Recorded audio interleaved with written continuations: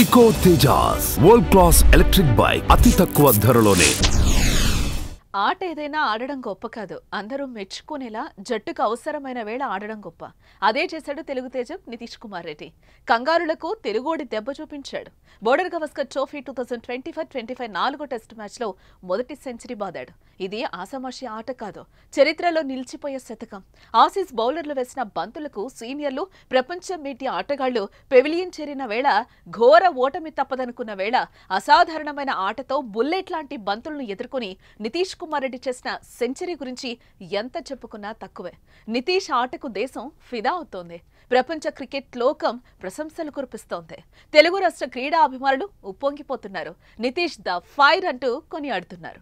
నితీష్ సెంచరీపై చంద్రబాబు ప్రశంసలు వ్యక్తం చేశారు. ఆస్ట్రేలియా లాంటి దిగ్గజ జట్టుపై తొలి సెంచరీ సాధించిన నితీష్ కుమార్ రెడ్డికి సీఎం చంద్రబాబు అభినందనలు తెలిపారు.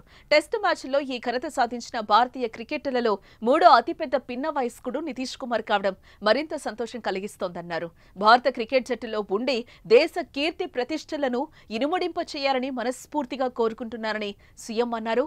మంత్రి లోకేష్ సైతం ఆనందం వ్యక్తం చేశారు. నితీష్, మీ పట్ల మాకు గర్వంగా ఉంది. ముందుకు సాగండి. ప్రతి పరుగు మేం ప్రోత్సాహకరంగా ఉన్నాం. మీ ప్రయత్నానికి ప్రపంచవ్యాప్తంగా ఉన్న తెలుగు వారికి గొప్ప సంవత్సరాన్ని ముగించినందుకు ధన్యవాదాలు. ఈ విధంగా మేము స్వర్ణాంధ్రను ఒక్కొక్క అడుగు ముందుకు వేసి స్థిరంగా అన్ని అడ్డంకులను అధిగమిస్తామని లోకేష్ ప్రకటించారు.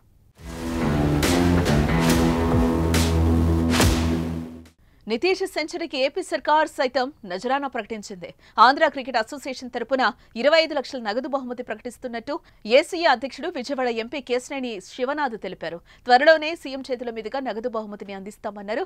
బోర్డర్ గవస్కర్ ట్రోఫీ 4వ టెస్టులో అద్భుతంగా రాణిస్తున్నాడని అన్నారు. ఇలాంటి యువ క్రికెటర్లను కూటమి ప్రభుత్వం ప్రోత్సహిస్తుందని, నేటి యువతకు నితీష్ రోల్ మోడల్ అన్నారు.